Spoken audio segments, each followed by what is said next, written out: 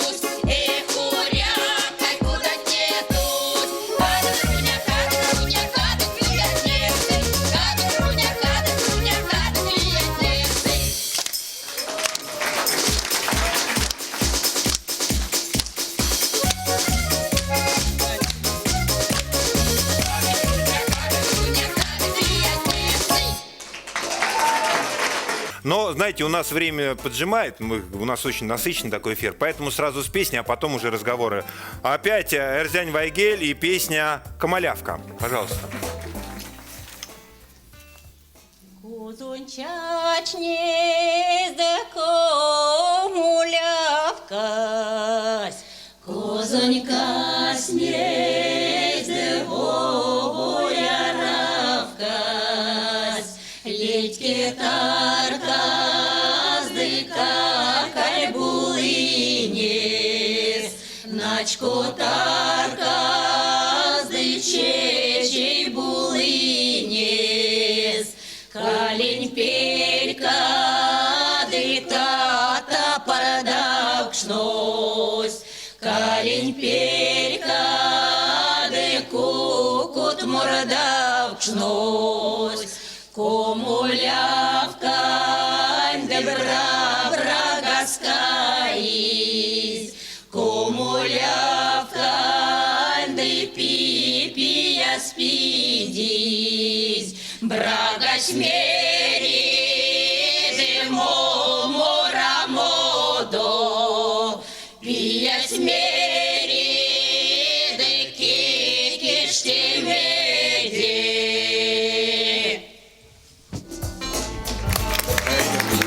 Знаете, единственный вопрос, который я задаю себе каждый раз, почему ни слова непонятно. Вот почему русский народ и все финно-угорские народы живут вместе уже сотни лет, а ничего, как-то языки не сблизились.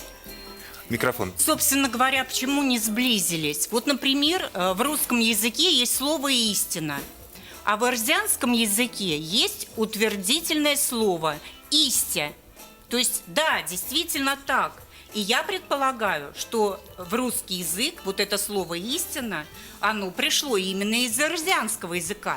Кроме того, назову еще одно русское слово, которое «Истинно пришло... глаголю вам», да, и так далее. «Истинно глаголю вам», да. И кроме того, еще есть одно слово, абсолютно точно пришло из эрзянского языка. Слово «саха». Оно, конечно, уже устарело в наши дни, но тем не менее у нас «сока», а в русском «саха». Саха. В эрзянском языке сокамс – это пахать. Да, но да, вот... об этом говорят филологи. И в городе Саранске проживает поэтесса Марис Кемаль, у которой об этом есть даже целая статья на эту тему. Хорошо. А марийцы, но... Да, ну, например, даже слово «кумышка». Кумышка, а что да, это? Кумышка, самогон, сома наша. Многие кумышка ее называют, да, как бы на русский манер. На самом деле это финно-угорское слово, которое обозначает самогон. И вообще очень много совместных производных как бы от финно-угорских языков в русском языке слов. Просто этим как бы надо озадачиться. В следующий раз мы обязательно принесем целый список. Да, целый список. Но все-таки строение языков русского и финский, я буду обобщать, финно-угорский, я буду, ладно, это чтобы не повторять каждый раз, марийский, эрзя. Разное, да, я правильно понимаю? Да, у нас глаголы, как правило, ставятся в конце, причем на этот глагол падает ударение. Я думаю, в эрзянском также, да? Не обязательно. Не обязательно? Вот и пошли различия. У нас очень много общего, кстати, с русским языком. Очень много. У эрзян. У эрзян, да. И фонетика, мне кажется, у эрзян наиболее близка именно к русскому языку. Например, понять финский язык, я длительное время проживала на северо-западе, в Санкт-Петербурге, и в Выборге мне приходилось бывать. Так вот, понять финский язык для нас очень сложно. Исказили, да? Ушли от корней. Без понимания финский язык так, без знания. Его не поймешь. А русский язык, зато мы очень быстро понимаем и очень быстро переходим на него. Хорошо. Марийцы, вот сейчас вот песни звучали. Насколько понятно? Это вопрос ко всем. Нет? На самом деле, как бы, слов можно найти тоже общих много, но я бы не сказала, что финский непонятен, потому что такие базовые понятия, как лум, снег, да, люме, юмо, Юмала на финском. То есть у нас базовые понятия, те, которые касаются основ жизни, они очень похожи. Алевтина Янакиевна, да, вы хотели добавить, пожалуйста. Только микрофон к себе. Нет, вопрос такой же. Насколько понятны были песни? Потому что в разговоре, в языке, особенно если не торопясь, то, в общем, наверное, можно что-то такое уловить. А вот когда это идет такая речь... Мне было сложно К себе микрофон, да. Сложно было понять. Я вслушивалась. Ну, в общем, красивый такой язык, но для меня непонятный. То есть зря я вот так вот обобщаю и говорю, что это почти вот это одно и то же? Нет, если прислушаться, то можно найти слова, которые понятны. Да? Кашме. Потом еще вот я несколько слов уловил, которые вот мне понятны. Мне понятные слова. Да, Ну если вот, да, медленно, мы можем да, понять. если прислушаться, В следующий то раз можно пойте понять. помедленнее, пожалуйста. Нет, А вот можно я... Сейчас, секундочку, да, пожалуйста. Армянские песни очень похожи на русские. Вот от первой песни «Сабатея». Это русская народная. Да, похоже Да, было. и вторая песня тоже похожа, но я не вспомнил название. Очень похоже. Нет? скорее- Сейчас, пожалуйста. Давайте спорьте, пожалуйста. У нас ночь, субботея, у нас ночь. Эх, урякай, куда ты утыть? Ну как это? Ну, как вообще две разные песни. Ну, зачем? Очень, коем я случае. говорю, не такая же, Никаких а похожа. субботей. Мы, да, о Хорошо. похожести говорим. На что Я мы еще говорим? хотела Что тоже ка- вот что еще касается- ставочку такую сделать. Пожалуйста. Значит, комулявка – это хмель, комуль, хмель. И посмотрите, как близко созвучно русскому хмель. Комуль и хмель. Хорошо, тогда я понял свою ошибку. Я, так сказать, как думал, тогда немножечко слов об истории, может быть, и вот как-то истории развития народов. Марийцы, Эрзя. Я все думаю, Эрзя или Эрзя? Вот это вот. Эрзя. Эрзя. Эрзя. Эрзя. А Марийцы, Эрзя, потому что, видно, все-таки как-то развивались, может быть, и близко, но своими путями. Поэтому пару слов, пожалуйста. Микрофон. Да, марийская культура развивалась на основе ананинской культуры и дьяковской культуры. А Эрзи у нас развивались на... Эрзи сами про себя. А хотя Да, можно и про хорошо, соседей, конечно, рассказать. хорошо. Не, рассказывай. Но, тем не менее, было очень много, соответственно, потому что соседние народы развивались параллельно, поскольку основа как бы финно-угорская, она изначально была общая. Поэтому, естественно, с истечением времени у нас произошли некие различия. Но основа, вот эти геометрический орнамент, да, Сейчас все женщины, которые смотрят, они Да. понимают, что они одеты кое-как, а вот тут вот настоящая красота. Да, особенно белый цвет и красный цвет с черной вот этой вот подложкой. Это жизнь, красный цвет – жизнь, белый – это свет, и черный – это земля. То есть, да, такие базовые понятия отражены в наших национальных костюмах, так же, как и у Эрзи, так же Белый и у Марии. – это божественный цвет. Божественный Да. цвет. А я да. смотрю, вы, да, в основном в белом. Это такая серьезная заявка. Эрзя. Эрзя. Но всем известно, что Эрзя вышла из городецкой археологической культуры. Ее недаром называют протомордовской культурой. Значит, городецкая культура, она брала свое начало в VII веке до нашей эры. И ее памятники, они наблюдались до V века нашей эры. В V веке городецкая культура, она прекращает свое существование, но мордва является потомком именно городецкой культуры. Она вышла оттуда, из этой городецкой культуры. По поводу ананинской археологической культуры, из которой вышли марийцы. Ананинская культура, в моем понимании, это смешанная культура, потому что в захоронениях, могильниках ананинской культуры находят, например, конину в виде жертвенной пищи. Эрзя никогда конину в пищу не употребляла. Для Эрзи Хорошо. конь – это священное животное. Знаете, я вот вопрос такой просто, значит, вот ананинская культура и еще Городецкая. да, и Городецкая. городецкая. 1000 лет назад сколько вот просто, ну, чтобы хоть как-то сопоставить с каким... 7 век до нашей 7 эры. век до нашей эры. И у нас тоже, соответственно, самые ранние памятники относятся к 8-5 веку до нашей эры. Это Хотел что я задать касается- вопрос, ну кто древнее, и решил этот Это вопрос. нужно Вопрос проверить. этот Это заметил. нужно тоже. проверить, я поставлю вот это под сомнение. Пожалуйста, Потому что смешанная культура не могла появиться до того, как появилась чистая. Вот это вот, знаете, как-то, знаете, знаете, по характеру, потому что я вижу, так сказать, вот есть вот задор к дискуссии, а в принципе, давайте так, вы про них, они про вас, если это возможно, а если нет, то, значит, каждый за себя. Лучше про себя. Тогда хорошо, Эрзя, по характеру какие? Боевые, живые. Это и, мы видим. Но вот рядом с вами названия. сидит совершенно спокойный А человек. это Мокша. Над схваткой парит, Это же да? определенное состояние.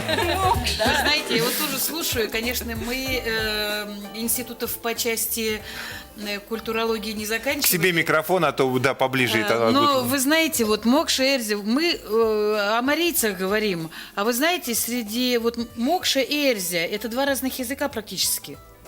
У нас еще шокши были, тот язык вообще вымер, нет этого языка. Нет, шукши есть. Ну, язык, почти и нет. есть представители Ну, да, этого народа. единицы. И среди моих знакомых тоже есть. И вот мы попозже продемонстрируем вот эти два языка, которые, Хорошо. ну, практически, Ладно. да. Я запомню. Не похоже. Значит так, но Эрзи боевые, а марийцы? И Мокши боевые. И Мокши боевые просто сидят тут. Марийцы еще более боевые, я бы сказала. Да, потому что, конечно, мне приятно, что наша коллега Эрзянка настолько как бы окунулась в историю, но тут я тоже готова поспорить. Я Конечно, думаю, что мы давайте этот спор спорить. продолжим еще.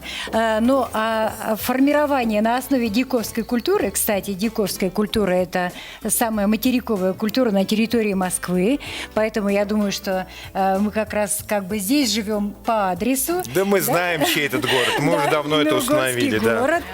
Вот. А вообще марийцы еще есть такое качество, как настойчивость. Настойчивость. А какая стремление настойчивость? добиться. Вот это пробивная или вот постепенно, шаг за шагом? Это Вы же- знаете, и такая, и такая. Потому что нация, которая 30 лет и 3 года вела войну за независимость, наверное, обладает выдающимися боевыми и... То есть не белорусы партизаны, Да, а марийцы. качествами. Мы, понятно. наверное, отличаемся. Они более скрытые, а мы более открытые. У нас тоже есть качество, вот, которое созвучно этому, да, это упорство. И вообще Ну, как-то про так- мордву говорят, упрямая мордва. Она не упрямая, она упорная. Хорошо. Ладно, давайте попробуем теперь понять различия на уровне все-таки песен и культуры. Я приглашаю к микрофону лауреата Всероссийского конкурса «Юные таланты 2018» Виолетта. Мы уже о вас, да. Виолетта Акузина, пожалуйста. Да? Немножко растерялась, но ты же профессионал. Пожалуйста.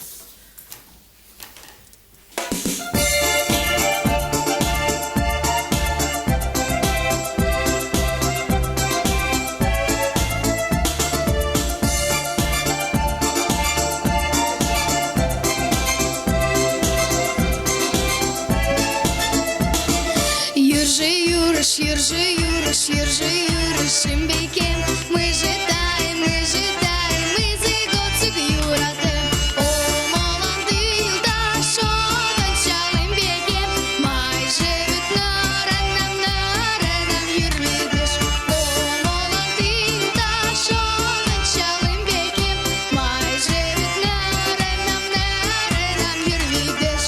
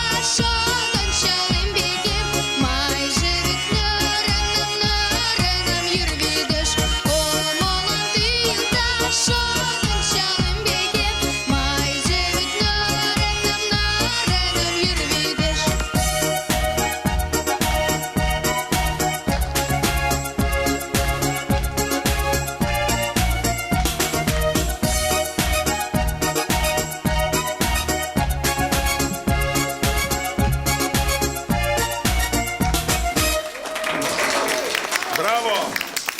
Виолетта Акутина, лауреат Всероссийского конкурса «Юные таланты-2018». А первая студия? Я вот, да, и мы, вот эти монетки.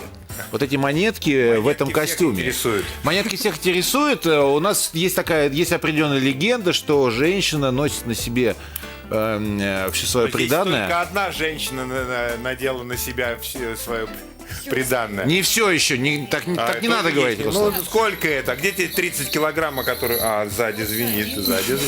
Ну вот, скажите, в чем, есть ли какой-то практический смысл в этом? Помимо того, что это оберег, и это просто красиво, зачем нужно носить на себе денежные знаки? Давайте, с Марисой начнем. Во-первых, звук металла отпугивает нечистую силу. Это первое. А во-вторых, статус замужней женщины предполагает очень большое количество украшений. Почему? Потому что женщина – это хранительница очага. Она носитель вообще всего духовного начала семьи. И она оберегает собой всю семью, все свое потомство. Поэтому чем красивее, чем роскошнее, чем богаче она одета, тем под большей защитой находится ее семья. Алевтина Янакиевна, покажите, пожалуйста. Да, на ней все-таки как-то... Да. У меня определенная история, связанная с возникновением этого костюма. Вот я хочу показать, да, вот. Мне он очень... А вас не слышно, лучше, за столом оставайтесь, да. Во-первых, я очень рада, я очень горжусь, что я родилась в марийской семье, очень благодарна своим родителям. Много возникало вопросов, почему именно в марийской. Наверное, поэтому, что я его очень полюбила. В этом костюме мне очень хорошо и очень Я комфортно. вот как раз хотел спросить, это парадная вещь или вот как-то надел утром и хорошо, да? Вот честное слово, была бы возможность, я бы гуляла и ходила в нем всегда. Действительно очень комфортно. И А что дает эти килограммы металла на себе?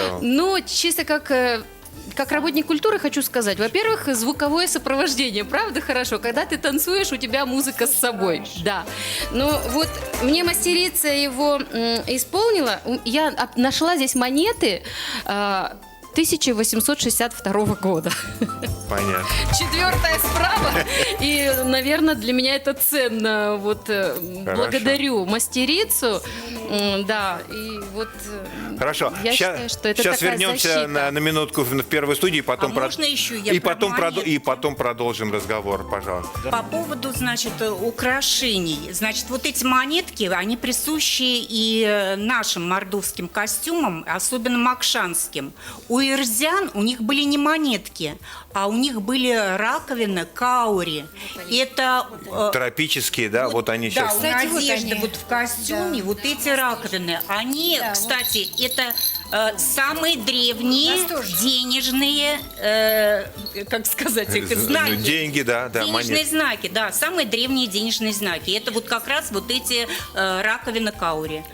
И для ирзян характерны не монетки, а именно эти каури. Это же характерно для народа нашего мордовского шокши. У шокши очень много сохранилось этих в нарядах раковин каури. А вот сейчас мы показываем это вышивка. И сначала про вышивку. про монетки. Давайте. Можно я про монетки Да. закончу еще? Богато украшенная грудь монетками.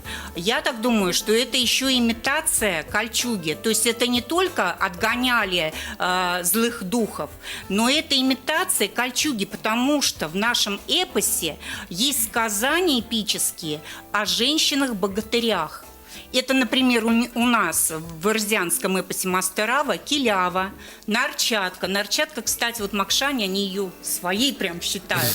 Но дело в том, что в эпосе еще про Макшан сказано, что Мокша – это Эрзя с реки Мокша. Как это? Здесь очень все родственно, и это все очень близко, это все родное наше. И я думаю, что у марийцев это тоже богато украшенная грудь монетками, это имитация кольчуги, потому что для марийцев, насколько я знаю, тоже у них были женщины-богатыри. Были? Несомненно, были женщины-амазонки, которые даже скакали на коннице. Такая же конница была боевая у марийцев в древние То есть времена. не амазонок надо было опасаться, а марийских и эрзианских женщин. А у первых студий вопросы, да, Михаил? Нет, вопрос не у меня, это женский вопрос, очень важный. Мне интересно, насколько тяжелый головной убор, вот девочка танцевала. Вот с платьем, понятно, все очень тяжело. И... Все очень тяжелое. Да. Ну, у девочки, по-моему, не очень. А вот вообще традиционные вот эти все головные уборы, то, что на певицах, они насколько массивные? Может, Ну, они не настолько тяжелые. Конечно, деньги, если старинное серебро царское, оно тяжелое. Но современные деньги, к счастью, дают не такую ношу. не те деньги пошли уже, да. А старинное серебро, да, очень тяжелое. килограмм? Оно весило килограммами. Сейчас, привстаньте, знаете, повернитесь просто. Не... Я еле привезла на коляске 5 килограмм. Извини, а главное, как звенит. Я бы позвенел, но все-таки, да, не позвонил. Извини. Зато осанка держит. Вот уже не все. Уже все, уже не сутулишься, да? Представляете таких килограмм? Значит, вы не слышали, я повторю. Да, тяжелая, 5 килограммов, зато осанка. Никакой сутулости, стан прямой, да, и женщина красивая. Все, что нужно показать, все видно. Все, что не нужно. Лен, ты довольна как-то? Да, спасибо. Может быть, тебе такое что завести? Как ты думаешь? Фитнес практически, это заменяет тренажерный зал ежедневно. Фитнес. Не надо все сводить к фитнесу. Хорошо. Давайте Спасибо. к осанке сводить все. Дальше, первая студия, слушайте, о чем мы дальше будем разговаривать. А дальше очень важный вопрос, потому что общаясь с финно-угорским народом, я понял, что в принципе для практически всех народов природа, то, что окружает деревню, дом, соседний лес, это не просто лес, куда ходят за ягодами, за грибами, это совсем другое отношение. Да, у марийцев отношение к природе совсем другое, нежели, я бы сказал, у других народов, потому что мы сохранили глубокие корни верования наши, верования в природу. У нас в нашем пантеоне 142 божества. И вы их все знаете? Ну вы-то наверняка знаете, а молодежь? Да, это не все знают, не все могут перечислить весь этот пантеон. Но если взять по православию, тоже примерно похоже. Если в пантеоне в православии там Бог, да, и пошли ангелы, архангелы, у нас называется божества. Угу. Дайте тогда немножечко просветите, самые главные, я не знаю. Самое главное у нас Ош, Поро, Кого, Йомо. Это 3 бога или один? Нет, это один Бог. Если на русский язык перевести одним словом, это будет Творец всего сущего, что есть на земле. И он создал землю, как гласят верования, как гласят легенды. Это Ош, Поро, Кого, Йомо. Сейчас я поправлю. Ош, Поро, Кого, Йомо создал весь этот мир, который мы сейчас живем. Угу. И как люди появились... Все сущее. Да, все сущее, что есть на земле, за это создал Всевышний. Ош, Поро, Кого, Йомо. Понятно. И мы до сих пор чтим, уже многие тысячелетия, да, мы чтим наше верование и передаем от отцов. Тогда я задам вопрос, а как это делается? Потому что, понятное дело, православие, это, это молитвы, это, походы в церковь. У вас же нет церквей, у вас же нет... У нас есть священные рощи, да, куда мы ходим, где мы проводим молебни, где мы проводим наши встречи. У нас есть священные рощи, в священных рощах вместо молебни родовые. Есть деревенские. То есть у какого-то рода есть, они выбирают себе какое-то место, вернее, есть какое-то место, где... Это есть место, куда они приходят, именно родовое дерево, это где мы возносим молебни нашим предкам и нашему Богу. Ош, Поро, Кого, Йомо. А и можно есть это дерево какое-то, я не знаю, дуб, ясень, вяз, что это? Это береза, это дуб, это осина. Это как-то как-то это выбирается, или это как-то роду данного, у конкретного рода всегда дуб или там всегда... Нет, это каждый человек, например, род старейшина, например, вы переехали на новое место и идете в лес, куда ваша душа потянула, к какому дереву, именно в этой местности. То есть по чувству, по ощущению, да? Да, именно мы живем по чувству, по ощущению, живем душой. Вот именно интуитивно выбираем. Интуитивно выбираем свой путь. Вот я, например, тоже выбрал вот этот путь, идя доверяя самому себе, своей интуиции. Понятно. В прошлом я тоже, был обычным человеком, работал, у меня высшее образование, я большой нефтяник в прошлом. По истечению своего времени, когда мне наступил 40 лет, я уже раньше слышал, намного раньше, слышал, что придет время, достигнешь 40 лет, и ты изменишь полностью свою жизнь. Ну, как-то действительно, как нефтяная отрасль далека от природы.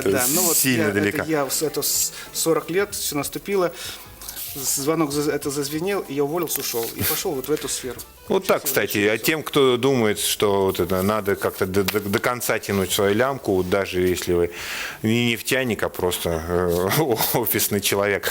Эрзя и Мокша, ваше отношение к природе, ваше отношение к мирозданию, насколько это можно? Значит, у нас и у Эрзи, и у Мокши тоже есть Верховный Бог. Я буду говорить про Эрзю и буду говорить, исходя из своих знаний, эпоса Мастарава. Потому как в эпосе Мастарава есть глава «Век богов», она называется, и там очень подробно написано о всех наших богах, о великих богах и о менее великих. Потому как у нас тоже, как у марийцев, у нас есть Верховный Бог. Верховного Бога мы называем Инешкипас. Если дословно переводить, то есть можно разбить на 3 слова. Ине, Шка и Пас. Это Бог великого времени. Ого. Бог времени, создания всего, земли, мира, всего сущего, человека. И Инешкипаза мы, конечно, боготворим именно как Бога-творца, как Бога-создателя. Значит, бог Инешкипас создал человека из белой глины. То есть чувствуете, какая параллель с библейскими текстами. Я могу зачитать свой кусочек своего перевода. Инешкипас из глины белой Эрзю человека зачал делать. Взялся сердцем и душой за дело. Глаз страшится, руки лепят смело. Я очень точно старалась переводить это все. Знаете, особенно приятно, что из белой. Знаете, как-то когда просто из праха земного, оно как-то, из белой. Так написано, и в Библии так написано. Там прах. Там, знаете, просто взял горсть праха как-то. Но я еще хотела сказать тоже об одной параллели, раз мы заговорили про Инешкипаза. Он еще и создал мать-богиню, свою будущую жену, Анге. И эту Анге он создал из пены морской.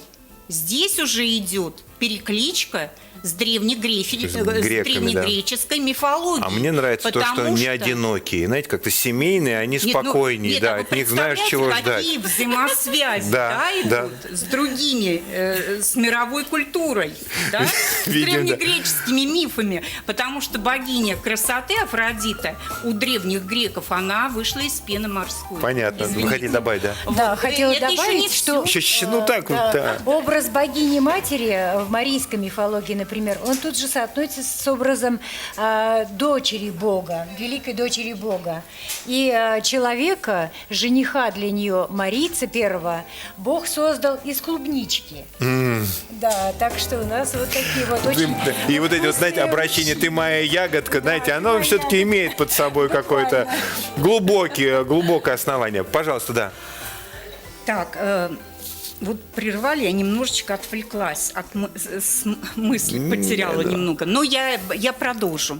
Значит, помимо Инешкипаза, Анге, богини-матери, есть еще множество богов, которые отвечают за свою сферу жизни. Отвечающих за землю, это Мастарава. Мастарава – это богиня, держательница земли, и одновременно это Родина. Почему наш эпос называется Мастаравой? Здесь заложен очень глубокий и очень мощный смысл в это слово. Здесь не просто богиня, держательница земли, а именно в смысле Родина. Дальше. Верява. Видява, Паксяава, Кудоава. И можно перечислять. Слушайте, а вот это вообще окончание до «ава», бесконечности. которое есть и в русском, «Ава» это женщина. Это женщина. К сожалению, мне из русского языка приходят такие немножко ругательные варианты, но я теперь понял, да. Это женщина. Женщина. Да. Ава, у нас Причем в нашем языке тоже есть ава, это мать, это Вот. женщина. Ну, все-таки не такие уж вы и разные. Ава – это женщина, а мать – это авай. Авай. Ну да, да. У нас тоже Юмористки авай, тоже мать, мама. Спасибо. Мы немножечко посмотрели эти эрзянские традиции. Вот у нас есть возможность посмотреть и марийские. Праздники. Вот знаете, вот всегда, когда есть какая-то такая вот глубокая культура, всегда есть какие-то праздники. Вот расскажите о том, что празднуете и какие вот, ваши любимые, что ли? Любимый праздник, конечно, Новый год. После Нового года. После Нового года и 8 марта, да. После Нового года у нас следующий праздник. Пеледыш, да. Ну, это Пеледыш Пайрам, это у нас летний праздник. Празднуется, когда день летнего солнцестояния. Это 21, 22, 23 июня. Вот летний праздник, когда переводится, Посевные закончили. да, после посевных называется Пеледыш Пайрам, это праздник цветов. Красиво. Да. И это вот... Проходила в парке Лианозово в прошлом году. К нам приезжали 3 коллектива из республики Мариэл. Вот они Знакомые прекрасные. лица тут, Да, да. прекрасный горно-марийский коллектив вот из Советского района и народная артистка Мариэл Зоя Берникова. Так что мы сразу... Знаете, я задам вопрос такой. Понятно, да, вот это красивое мероприятие, землячество собирается. А в принципе, вот, я не знаю, в тех же самых марийских деревнях тоже будут праздновать этот праздник? Обязательно, всегда празднуют, всегда. Это традиционное празднование. Поэтому название Пеледыш Пайрам – это традиционный марийский праздник. То есть это, просто, знаете, потому что Новый год, там, что бы там ни делал, а его будут праздновать. И здесь то же самое, да? Здесь то же самое. Где бы ни были марийцы, они сейчас живут в 76 регионах вообще России, и в 4 странах за рубежом, они стараются обязательно праздновать этот праздник Пеледыш Пайрам. Эрзя, тоже посовещались и что-то, Эрзя, микрофон. Эрзя, извините, я поправился. У ирзян самый большой праздник – это Раскинь-Оскс. Это всенародное моление. Он проходит раз в 4 года. Но ежегодно в каждом селении проходят свои осксы. Вот эти праздники могут проходить в любое время, когда захочется людям. Собрались и решили провести праздник оскс моления. Нет дождя, решили провести оскс. Помолиться дружно. И что самое интересное, дождь всегда бывает. Теперь мы знаем, кого благодарить за дочь. Пожалуйста, у вас было подготовлено вот какое-то сравнительное по музыке, да, вот это вот. Пожалуйста, расскажите. Ну, не только по музыке. Мы имеем в виду вот Мокша и Эрзи по словам, по тексту. Давайте, да. Вот мы сейчас споем. Только микрофон Песня. к себе поближе. Ага. Да. Песня эрзянская, значит, очень старинная. Ваисень саекс, о дерева и ваюлконь масось, о тетерь поланзо марто, не советы востонзо марто,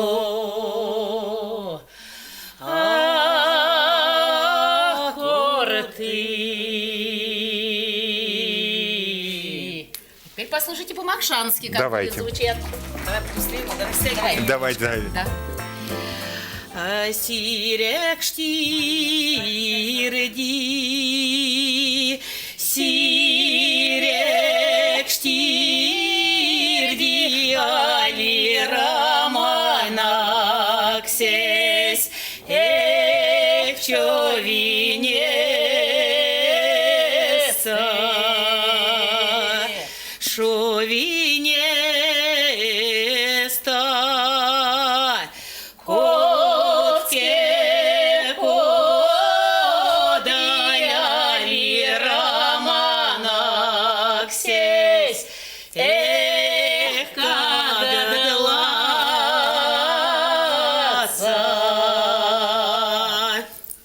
Спасибо. Душа развернулась и сворачиваться не хочет. У меня все есть, понимаете? У меня прекрасные люди, у меня музыка, а у меня стол. Все это у меня пока еще в моей студии, поэтому все ко мне, все сюда в нашу студию. Мы слышали очень много музыки, старинной, народной, проверенной временем, но ни одной ею только живет современная культура марийцев. Пожалуйста, Анатолий Александрович. Ну, прежде чем говорить о музыке, я хочу небольшое сообщение сделать. Сегодня в Удмуртии, в городе Ижевске, открылся фестиваль композиторов Поволжья и Урала. И в этом фестивале участвуют и марийские композиторы. Ну, я тоже должен был участвовать, но, прислав туда хоровое произведение, оказалось, что там не будет хорового концерта. Знаете, а у нас тоже неплохо же, ну согласитесь, у нас может быть даже лучше. Но, понимаете, мы же знаем, да, мы же готовили, мы готовы к разговору, но вы написали, мы хотим послушать вашу музыку. Чтобы не быть голословным, может, сейчас прозвучит вторая часть сонаты для скрипки с фортепиано, которую исполняет известная скрипачка Дмитерко. Вот фрагмент, хотелось бы с него начать. Давайте, может, будет контраст, не будет, сейчас почувствуем. Нет, это первая часть.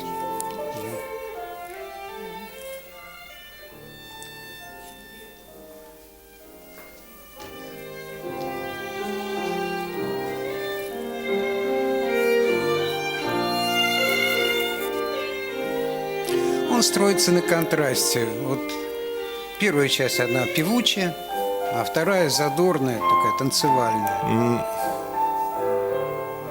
Мы остановились на певучей. Да.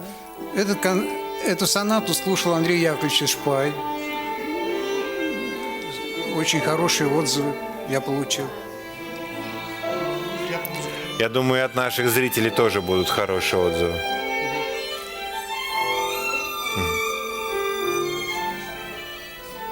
Очень марийская соната. Да. Очень. Марийская? Да. Похоже. Да, похоже, глубокая такая музыка. А вот есть какие-то стихи еще, вот, да, могут они сейчас прозвучать? Нет, я не поэт. Нет. Спасибо. Продолжаем разговор, но хоть сейчас прозвучало очень марийское, да? Да. А вы что это знаете? Красиво? И Эрзе понравилось, да?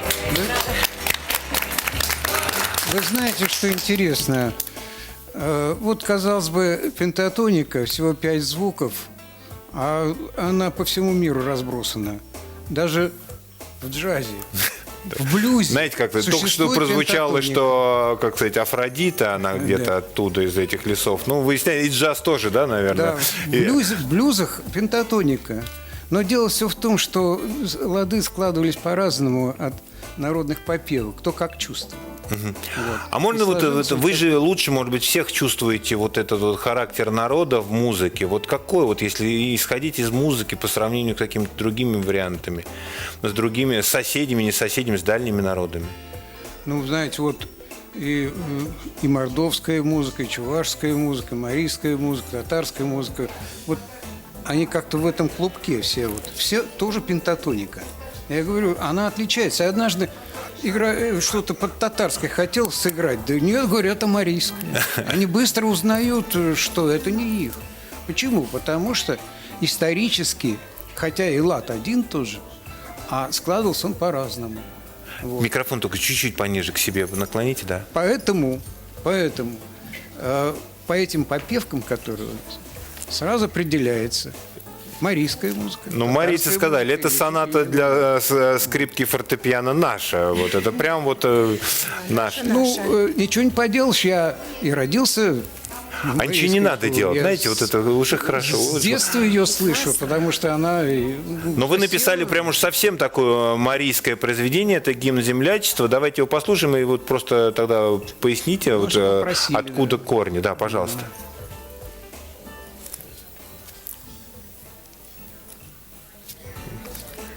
Гимн землячества.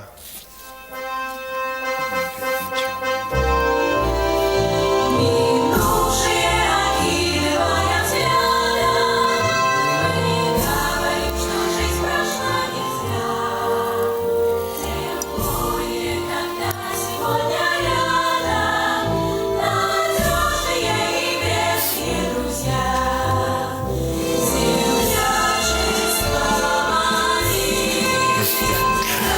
быть, надо встать. Да, у меня была такая мысль, думаю, встать.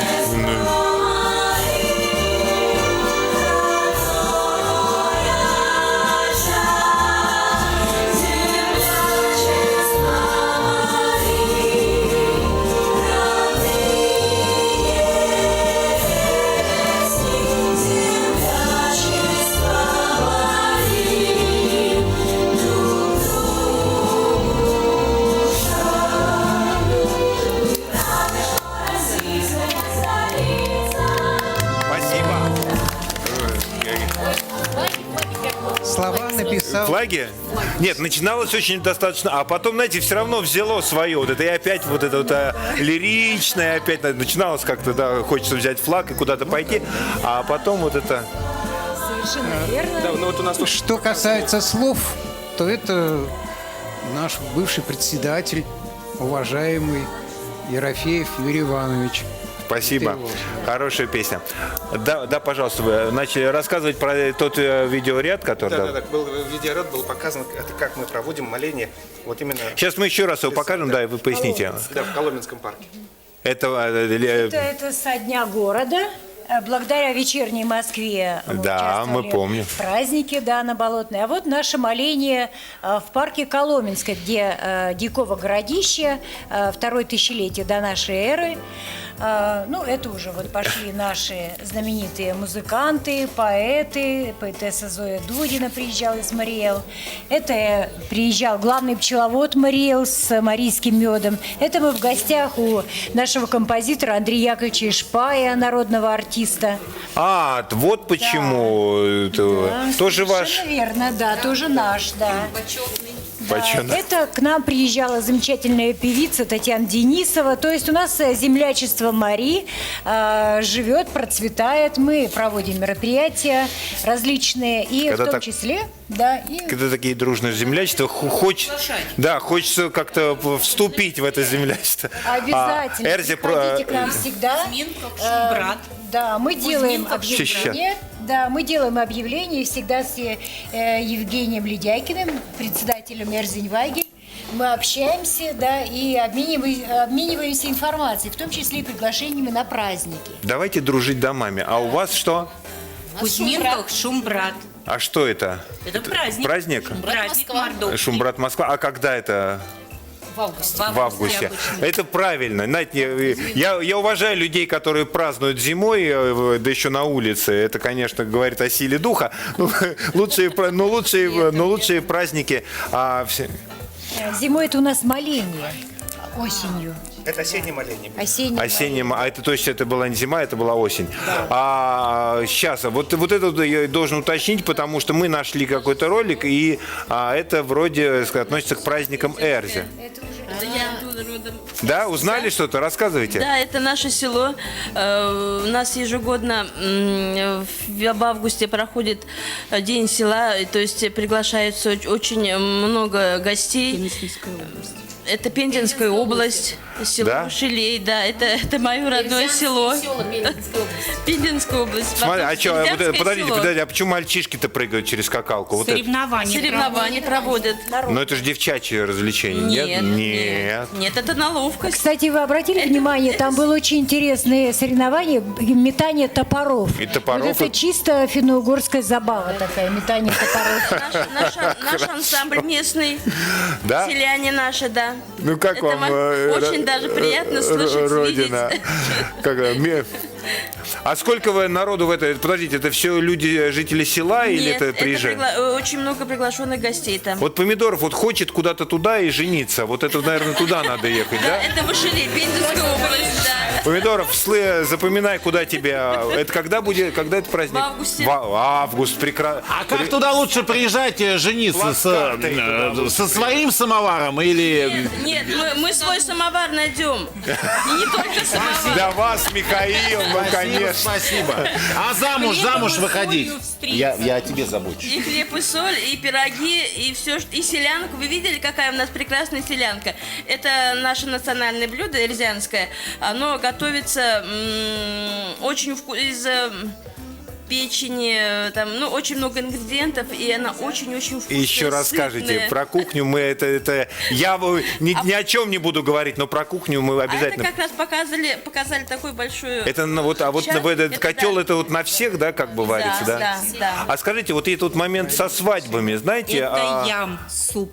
Что? Нет, это нет, наверное. Нет, это селянка. Это вот от человека, селянка. специалист по кулинарии, лучше не спорить с ним. Знаете, вот как-то вот тут лучше согласиться молча. А свадьбы, и знаете, меня даже больше интересует, вот, потому что, во-первых, смешанные браки, потому что я понимаю, я москвич, да, для меня все, кто, как сказать, за пределами МКАДа, это уже неведомая земля по большому. Ребенок же скучал у нас здесь. Вот. Но, в принципе, насколько бывают смешанные браки мокши, эрзя, марийцы, чуваши и так далее. Ну, в общем, и насколько вот такой вот Помидоров наш этот жених, насколько он будет завидным. То есть, совсем из другой культуры, с другим языком, с другим воспитанием. Так он, если себе найдет девушку по вкусу, а у нас девушки очень... Трудно? Сейчас. Нисколько не трудно. Давайте, объясните, почему трудно-то? Потому что наши девушки симпатичные, наши девушки трудолюбивые, наши девушки опрятные, веселые. Я думаю, что вашему жениху наши девочки... Каким им женихи нужны, понимаете? Мы же еще из старых встреч, я помню, что финская женщина, я обобщаю, это женщина, которую, во-первых, издалека слышно, а во-вторых, она сама за себя и постоять может, и у нее вот эта серебряная кольчуга, и всякое это, и богатырши есть в роду, так что какой должен быть жених правильный? Во-первых, это мы рассматриваем жениха как бы для сельской девушки, да? Такой традиционно, да. Да, традиционно, потому что в первую очередь это должен быть трудолюбивый. Вот от зари до зари? Да. Пахать. Иначе по-другому не получится. Если не от зари до зари, значит, вот таких пирогов не будет. Вычеркиваю. А насколько можно перечить вообще вот это вот согласие в семье, вот кто-то, знаете, понятно, да, вот эти разговоры, муж голова, жена шея и так далее, но тем не менее, вот насколько вот традиционный эрзянский, сейчас и про марийскую семью спросим, вот нужно там совещание, право голоса и прочее. Кто решает реальные какие-то вопросы? Мужчина, конечно, в первую очередь. Вот. Нет, мужчина решает, но, как говорится, шея... Но все-таки от шеи никто никуда не девался. Нет. Понятно. Тут есть вот небольшая хитрость, да? Раньше, не то что раньше, и сейчас тоже, конечно. Вот мужчина обращается к своей жене, да, душа моя, да, а жена обращается к мужу, солнце мое. Вот, это правильное обращение. И еще есть небольшие такие хитрости, когда мужчина начинает какую-то свою деятельность, какую-то работу, он смотрит на свою женщину. Вот и буквально на интуитивном уровне. Как женщина его отреагирует на его деятельность, так эта деятельность и будет развиваться. Если жена поддержит его, то есть все-таки роль женщины поддержать, или направить, знаешь, давай, милый, вставай, давай, хватит лениться. Вот это возможно такое? Это, конечно, тоже возможно. Есть всякие люди и всякие... Это жизнь. Да, это жизнь. Да, но в основном все происходит на интуитивном уровне. Должно быть, конечно. Вот, как жена относится, как муж к этому относится. И они должны идти смотреть в одну сторону вдвоем. Не на друг друга смотреть, да, а в одну сторону смотреть. Вот тогда будет все хорошо. Понятно. Вот тогда будет все хорошо. У меня вопрос к Алексею. Сидит, отмалчивается, но у него такая прекрасная дочка. И у меня, во-первых, вопрос... Да нет, вот лучше тот микрофон к себе поверните. Ага. Вообще, вот дети марийские. Вот вы сидела практически весь эфир и хлопала, и почти не доставляла хлопот. В принципе, вот как вы? Дети марийские, они... очень терпеливый. Микрофон. Очень терпеливый, и для марийца семья – это самая важная ценность. И поэтому вот как бы я ее беру всегда с собой, чтобы она окуналась в работу и была частью семьи, а не была там где-то в детском саду, получала знания от семьи, от себя. Вот. И мы специально с женой сделали для нее марийскую азбуку. Это началось вот с Да, этого. давайте посмотрим, есть же ролик. А еще вот насколько, и, может быть, знаете, попутно, как воспитывать, вот правильно. Как воспитывать? Да. А у нас есть ролик с марийской азбукой. Пока запустите его, пожалуйста. Да. Азбука. Агатан. Букунга. Вараксим. Гагалуда. Данлок. Ёлка. Еча. Жаб. Зиян. Имня. Юкса. Куэ. Лава. Мерам. Мер. Понга. Олма. Эрш. Парас. Раваш. Да, и вот все-таки вот этот вот момент воспитания, вот он очень важный. Но отец меня учил, что он мариец, он учил меня, что мы должны вместе делать все дела по семье. И если, например, кто-то уходит на работу, то надо поддерживать, муж поддерживает жену, а жена поддерживает мужа. А обязанности детей? Есть ли у них обязанности? Детей ложатся Нет, не ребенок говорит, только нет. на жену, но и на, так как отец меня учил по-своему, она ложится на всех членов семьи. Есть не только же семья, муж, жена и дети, но также есть братья, сестры, которые друг другу тоже поддерживают и помогают. А с какого возраста, это в принципе всем вопрос, а с какого возраста, правильно считается, что ребенок уже имеет обязанности по дому? Я не знаю, там девочка готовить, мальчик, я не знаю, что-то делать, там ремонтировать, убирать. Вот как ребенок тянется к этому, то ему дают. Вот она хочет убираться, она идет. Одна песня. С раннего. С самого раннего, то есть Вот уже... Как ребенок тянется, надо ему давать. Если он не тянется, то не надо если не надо его заставлять, не надо его приучать, не надо... Ребенок, он всегда смотрит на родителей, братьев, сестер и за ними повторяет всегда. И за ними повторяет. И поэтому, когда мы сами делаем, то и дети тоже это делают. Надо не отбивать охоту. Не отбивай. Главное вовремя поддержать ребенка в его действиях, полезных действиях. Хорошо, ладно, полезные действия. Давайте теперь вот самое полезное, это с моей точки зрения полезное действие, это кухня. Я вижу, что Эрзе принесли в основном пироги, а марийцы достаточно, как сказать, разнообразная кухня. Давайте тогда с вас и начнем. Да, мы любим мясо, поэтому мясные товарищи. Поэтому блюда из мяса у нас очень разнообразные. Но на этот раз я хотела представить, что в украшении нашего стола участвовали не только мы, московские Марии, но еще и наши башкирские Марии и мариэльские Марии. Поэтому тут сборный у нас стол. Так, значит, первое блюдо у нас, показывайте, Руслан, это рулет. Он делается из мяса сала, с добавлением копченостей. И он хранится очень долго, и поэтому и очень вкусно пахнет. Попробуйте. Пахнет вкусно, да. Я тут сижу, да, и даже на вегетарианца действует. Кровяная колбаса, никогда не видел ее так кровяная близко. Колбаса, она с чесночком сделана, это тоже из фермерского хозяйства сделана колбаска, очень экологически чистая, скажем За так. это будет отдельное спасибо от всей нашей службы сетевого вещания. Пожалуйста. Сало здесь двух видов. Это нам прислала фермерская семья фермеров, очень трудолюбивых, и Ирины, и Альберта Михайловых из Республики Башкортостан. Спасибо вам. Да, здесь копченое сало и соленое сало. Так что здесь два вида сала. Это собственное Мой сало. традиционный вопрос. Марийца прокормить сложно, женщине? Много приходится стоять у плиты, чтобы мужчина был доволен, сыт и спокоен, удовлетворен? Вы знаете, наша марийская кухня, она вообще основана на очень щадящих технологиях. Например, мы жарку не приветствуем. Печь? Да, в основном печь и варка. Поэтому наши блюда всегда получаются очень сытные и густые, наваристые.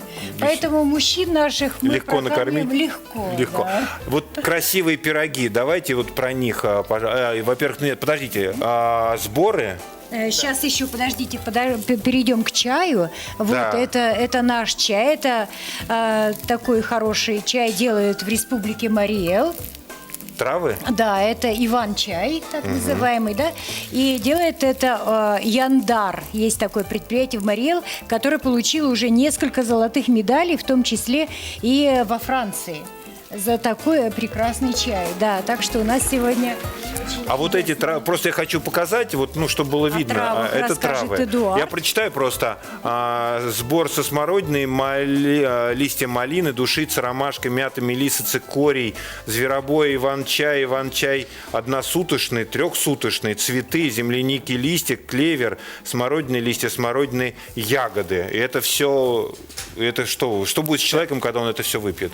Так, когда это он все выпьет, Да. во-первых, это расслабляющий чай, да? Ага. Противомикробный, противобактерицидный, мочегонные средства и кладезь витаминов и микро-макроэлементов. Оставите пакетик? Конечно, обязательно. Спасибо. Вот это вот, это главное, что я хотел услышать. Я уже который год собираю. Это вот я собирал, я делал, я ферментировал все эти чаи, готовил, сушил и вот уже подготовил. Вот А я думал, почему вас так давно не было? А потому что вы чаи готовили для нас. Спасибо. И вон тот самый красивый пирог с ягодами.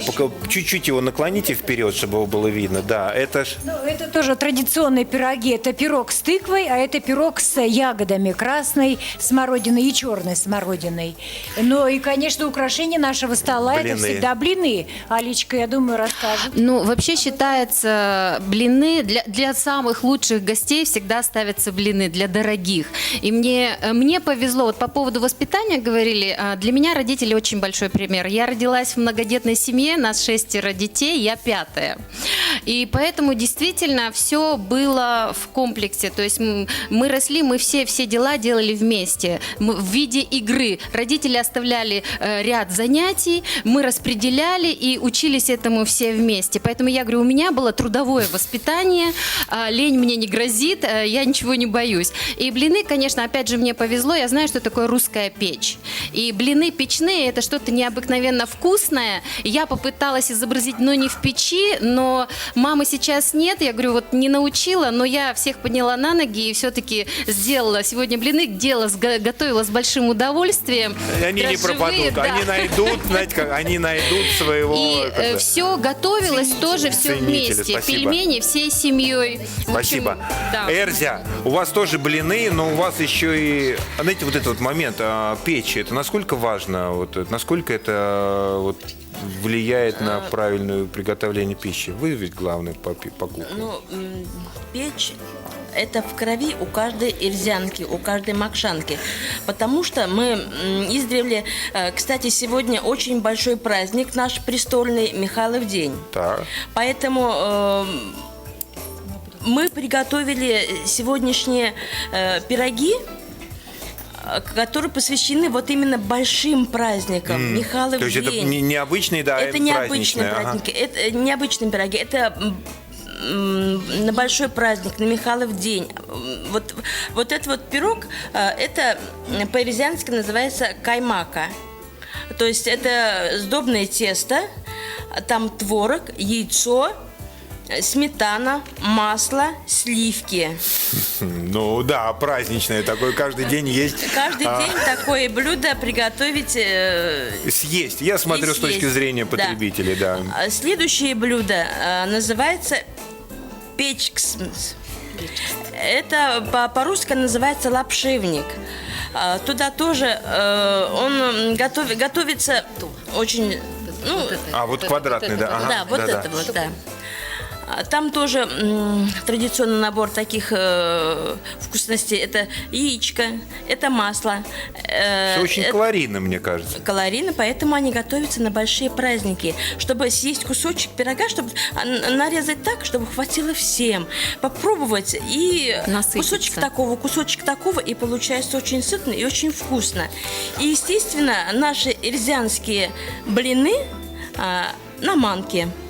Меня мама их научила вот эти? печь. Да, дрожжевые блины, они называются пачалксить. А перевод это блины или все-таки блины? Просто... Ну, блины дрожжевые, по-русски называются дрожжевые блины, но переводы, на манке, они готовятся очень, то есть долго они готовятся, они должны постоять на дрожжах и пекутся, конечно, Это надо в рано печке. встать или это с вечера Да. надо? Нет, это надо рано встать. Это надо с вечера делать опару. Утром встать нужно подбить. И потом все это печется в русской печке. Очень вкусно, очень сытно. Хорошо, очень вкусно, Печь у нас очень тоже сытно. одинаково звучит. Что на русском языке, что на эрзянском. Помидоров может смело приезжать. Невесту ему найдем.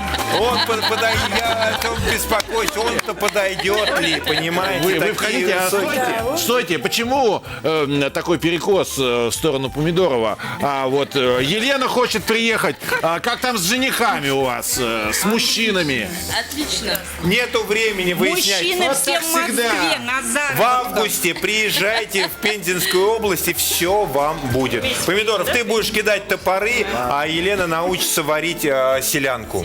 Да. Вот это прекрасное блюдо. А время подходит к концу. Я еще раз представлю всех сегодняшних наших гостей студии. И у нас еще один прекрасный музыкальный номер в исполнении лауреата Всероссийского конкурса «Юные таланты-2018» Виолетты Акузиной. А Виолетта, выходи, а я пока вот сейчас начну представлять и закончим песней. Итак, у нас сегодня были в гостях представители марийцев. Алевтина Янакиевна Сабурова, работник культуры. Алексей Васильевич Рыбаков, режиссер службы видеомаркетинга и папа. И его дочка. Анатолий Александрович Тихомиров, композитор, заслуженный работник культуры Российской Федерации. Эдуард Ахмедгареевич Минибаев, второй орвуй Московского региона, целитель и костоправ в 7-м поколении. Человек, который ушел из нефтянки за правильным образом жизни. Елена Ивановна Минелбаева, председатель землячества Мариэл в Москве. Спасибо большое за то, что пришли сегодня к нам. Вера Ивановна Каяцкая, заслуженная артистка Мордовии, член правления общества «Эрзянь-Вайгель». Марина Ивановна Аверкина, руководитель ансамбля «Эрзянь-Вайгель». Юлия Петровна Учватова, солистка Оренбургской филармонии, заслуженная артистка России, народная артистка Мордовии. Татьяна Петровна Фомина, переводчик эрзянского эпоса. Надежда Петровна Фомина, повар и кулинар. Мы еще не поговорили, кто там пел с Зыкиной, но это, наверное, уже в следующий раз. А сейчас у нас юный талант Виолетта Акузина. Пожалуйста.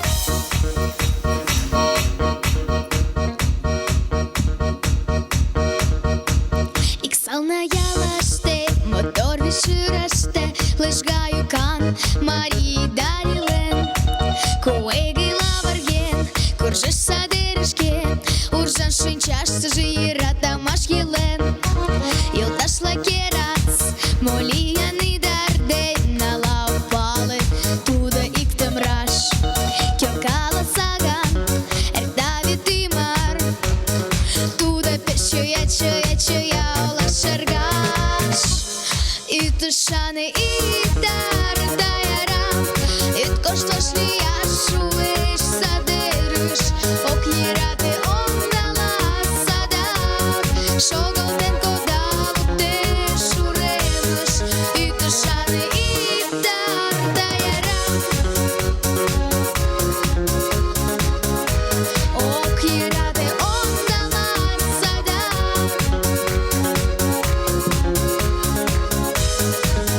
Чивиридар влак, морынжи йоганжо, чиламутлан, огишли юшанаш, витудар везан, чуямут йоганжо, лин лачак, муторгаш, йолташла керанат, смолияны дарден, ала палы, туда иктем раш, кёкала саган, эрдави тимар, туда пешу я лашаргаш, и тушаны и дайарам, и коштвашли яшуеш садерыш, окнираты ондала садак, шоголден кодал те шуремыш, и тушаны и дайарам, и коштвашли яшуеш садерыш, окнираты ондала садак, шоголден кодал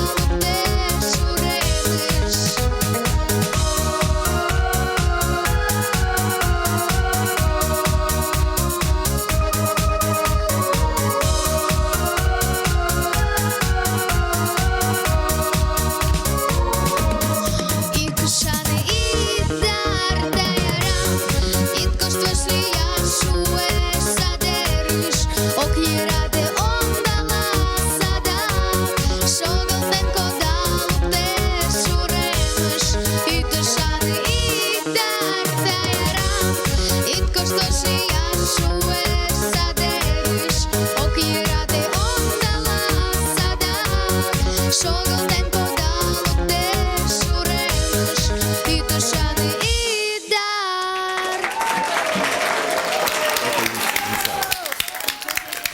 Класс! Спасибо вам большое! Как жаль, что приходится насильно прямо вот, ну, эфирное время, к сожалению, не резиновое.